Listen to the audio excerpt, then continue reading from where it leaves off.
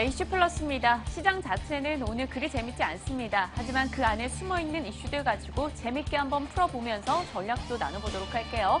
첫 번째 이슈는 시장 이야기가 되겠습니다. 시장 이야기하면 오늘은 그냥 삼성전자 이야기로 풀어갈 수가 있겠네요. 실적 점검하고요. 앞으로 어떻게 될 것인지 전략에 대해서도 이야기 다뤄보겠습니다. 자, 두 번째는 바로 삼성전자를 시작으로 시작된 바로 어닝 시즌에 대해서 이야기를 해보고자 합니다. 어떤 섹터들이 실적 전망치가 올라가고 있는지, 그 안에서 각각의 종목의 영향이 어떻게 미쳐지고 있는지 이야기 다뤄보도록 하겠습니다. 자, 세 번째는 오늘 기계업종이 강세를 기록하고 있죠. 기계업종 하면 떠오르는 그룹이 바로 두산입니다. 두산이 붙어있는 종목들 오늘 모두 다 올라서고 있는데요. 관련한 이야기 나눠볼게요. 자, 엔화가치 급등세 이어집니다. 이 때문에 일부 수출주 흐름이 좋게 흘러가고 있고요. 종목별 뉴스로는 BGF 리테일에 대해서 이야기 나눠보겠습니다. 자, 먼저 시장 이야기 해봐야겠죠. 삼성전자 이야기 오늘 하루 종일 들으셨을 것 같아요. 어닝 서프라이즈 잠정치 실적을 내놨죠. 매출액 49조 원, 영업이익 6조 6천억 원을 기록했습니다. 일단은 그 뒤로 주가는 영 재미없이 흘러가고 있습니다. 하지만 꼭 점검해야 될 내용이겠죠. 필수사항들 살펴보도록 하겠습니다. 자, 삼성전자 실적을 보시면 매출 49조 원, 영업이익 6조 6천억 원.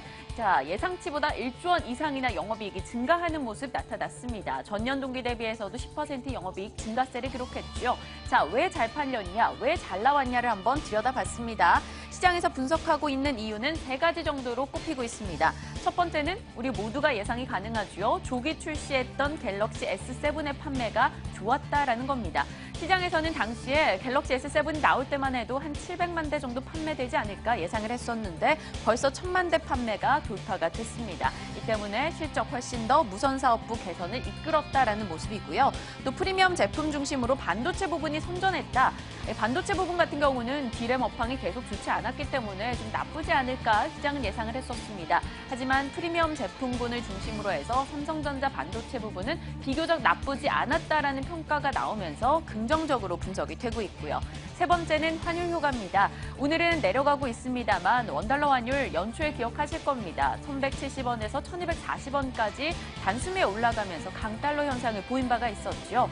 이 환율이 100원 정도 올라갈 때 삼성전자의 영업이익은 7천억, 8천억 정도 개선되는 효과가 있다라고 합니다. 그 때문에 그 당시에 환율 효과를 톡톡히 누렸을 것이다라는 평가가 나오고 있어요. 이 달러가 강세를 기록할 때 이 원화 가치만 떨어진 게 아니죠. 이 삼성전자의 주요 생산지이기도 한 중국과 베트남 역시 통화 가치가 하락을 했습니다. 한마디로 그 당시 그 시기만 놓고 봤을 땐 똑같이 스마트폰 10대를 팔아도 삼성전자 손에 들어온 이익이 훨씬 더 컸다라는 게 되겠죠. 그는 환율 효과 등을 톡톡히 누리면서 영업이익이 개선됐다라고 시장의 평가가 나오고 있습니다.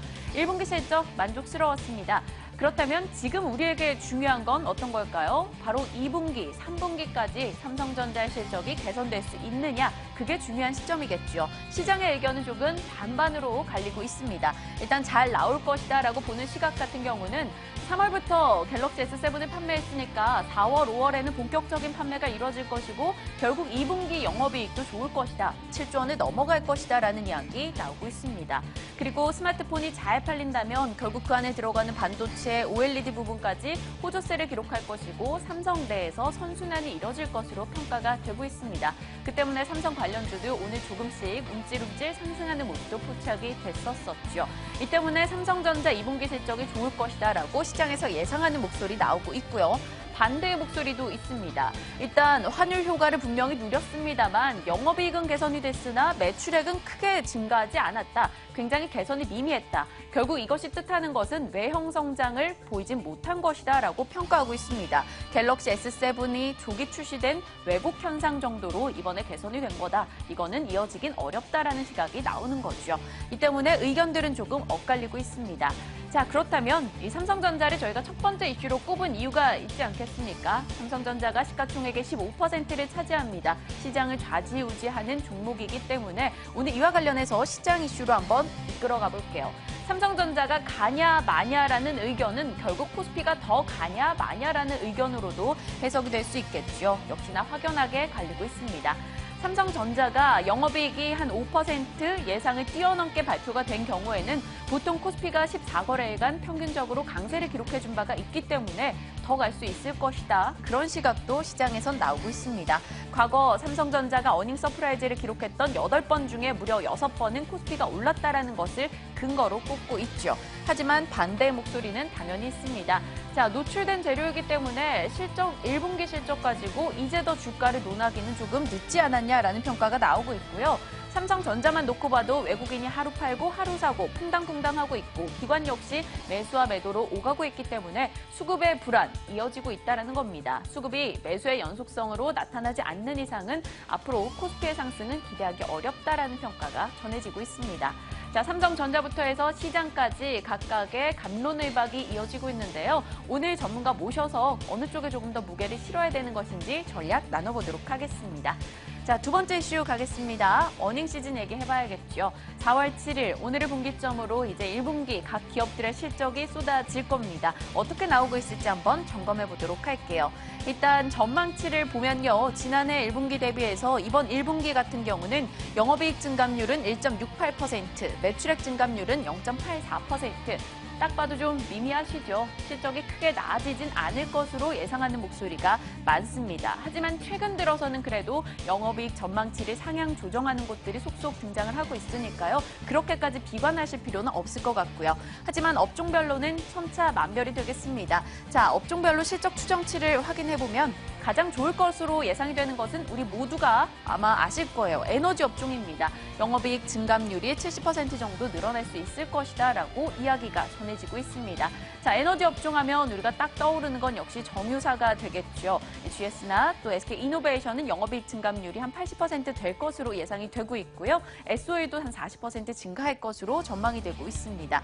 자, 산업재 같은 경우는 조선과 건설 쪽이 지난해 굉장히 안 좋았습니다. 그 때문에 그 침체기를 벗어던지고 올해부터는 개선이 될 것이기 때문에 실적이 좋아질 것이다라며 증감률 한 60% 등장하고 있으니까요. 살펴보시길 바라겠고요. 자, 소재 쪽은 화학 부분은 이익이 증가하겠지만 철강, 포스코나 현대제철 최근 들어서는 가격 인상에 대한 기대감에 조금 오름세는 나타나고 있습니다만 1분기 실적 자체만을 놓고 봤을 때는 그렇게 기대치가 높지 않다라는 평가가 전해지고 있습니다. 자, IT 부분으로 넘어가 볼게요. 영업이익 증감률 한 23% 정도 감소할 것으로 시장에서는 예상을 하고 있습니다. 하지만 이것은 사전에 추정이 된 거잖아요. 오늘 삼성전자 실적 괜찮게 나왔으니까 아마 이 부진폭 자체는 조금 줄었을 것으로 예상은 됩니다. 하지만 SK하이닉스와 LG디스플레이 실적에 대한 우려감이 상당한데요.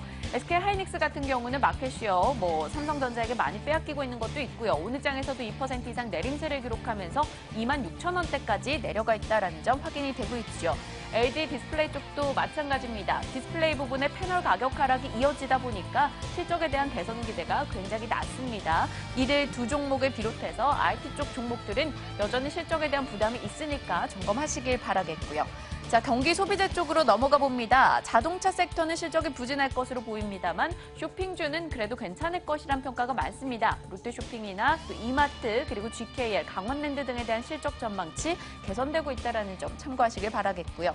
필수 소비재 같은 경우는 화장품은 좋겠습니다만 담배 쪽에 KTNG 같은 경우는 담배 가격 인상에 대한 후폭풍을 맞고 있다는 소식이 전해지고 있죠. 각 섹터별로 봐도 굉장히 엇갈리고요. 그 안에서도 이 종목군의 성적이 굉장히 희비가 갈릴 것으로 보입니다. 자, 그렇다면 이 시점에서는 더욱더 미시적인 대응이 중요하겠죠. 어느 쪽이 조금 더 좋아질 수 있을 것인지 전략 나눠보도록 하죠. 자, 세 번째로 가보겠습니다. 오늘 두산그룹주 얘기 안 할 수가 없겠습니다. 기계업종이 잘 올라가고 있고 그 안에 두산건설, 엔진, 중공업, 인프라코어까지 모두 다 상승 흐름 포착이 되고 있는데요. 관련해서 두산그룹주 각각의 모멘텀 한번 살펴보도록 하겠습니다. 자, 두산그룹주, 일단 두산인프라코어가 가장 으뜸이 되겠죠. 오늘 주가 강세 한 9% 정도 기록하고 있습니다. 일단 공작기계 사업부 매각을 했죠. 매각으로 인해서 들어오는 돈이 한 1조 원 정도 있지 않을까 시장에서는 기대를 하고 있고요. 밥캣 상장이 올해로 예정이 되어 있습니다. 그와 관련해서 두산인프라코어 끊임없이 긍정적인 이야기 전해지고 있죠. 그리고 두산인프라코어는 현재 가지고 있는 해외 공장의 가동을 슬슬 정리하는 분위기라고 합니다. 뭔가 부실한 부분을 털어내고자 이 선택과 집중을 하고자 돈을 모으는 움직임이 굉장히 많죠. 이 때문에 두산인프라코어가 실적이 좋아질 것이다. 기대감이 높습니다. 자, 두 번째는 두산중공업입니다. 발전 플랜트와 관련된 리트로핏 수주가 증가하고 있다는 소식이 전해지네요. 또 우리 이런 거 그냥 못 넘기지 않습니까? 저도 이 리트로핏이 뭔지 몰라서 찾아봤더니요. 유지보수나 혹은 성능의 증강을 위해서 개보수를 한다던가 혹은 그와 관련된 자재를 공급하는 것을 이야기한다고 합니다. 최근 들어서 노후화된 플랜트 부분에 대해서 이 리트로핏 관련한 수주가 증가하고 있다라고 해요. 대표적으로 꼽히고 있는 게 바로 터키에서 이뤄지고 있는 대규모 수주 기대감이 높다라는 겁니다. 금액적으로 봤을 때 1조 원에서 2조 원 정도 된다고 하네요. 이 때문에 두산중공업도 역시 실적이 2분기부터는 나아질 것이다 이야기가 나오는 겁니다. 두산엔진도 마찬가지예요. 이 조선소 선박에 대한 인도량이 올해 지난해 대비 10% 정도 늘 것으로 예상이 되기 때문에 그 안에 들어가는 두산엔진이 수주 확대에 따른 수혜를 누릴 것이다라고 시장은 예상하고 있습니다. 뭐 이렇게만 보면 두산그룹주 굉장히 좋을 것으로 보이죠. 4세 경영이 시작이 됐고 그리고 각각의 기업들로 봤을 때 부실을 털어내고 개선이 될 것이다 기대감이 굉장히 들어오고 있습니다. 하지만 우려의 목소리는 빼놓을 수가 없네요. 일단 가장 우선적으로 꼽히는 것은 공매도 부분입니다.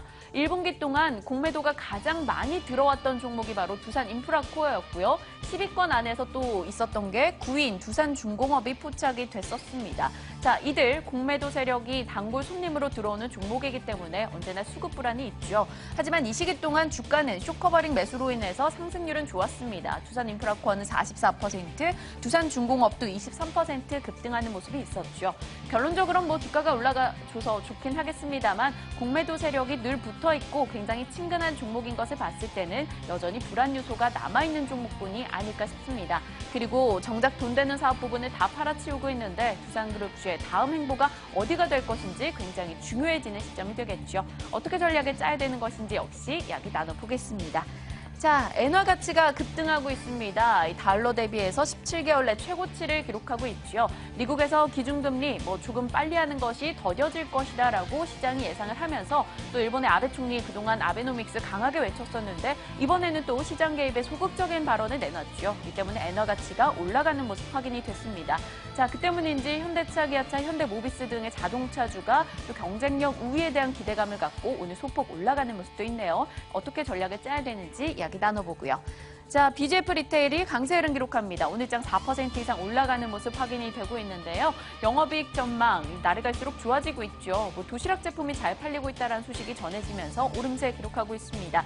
자, 편의점주가 괜찮을 것인지 그리고 그 안에서 BGF 리테일이 경쟁력이 있을 것인지 이야기 나눠보겠습니다. 자, 5가지 이슈 짚어봤네요. 또 빠르게 전략으로 넘어가야겠죠. 마켓 인사이드 함께 하시죠.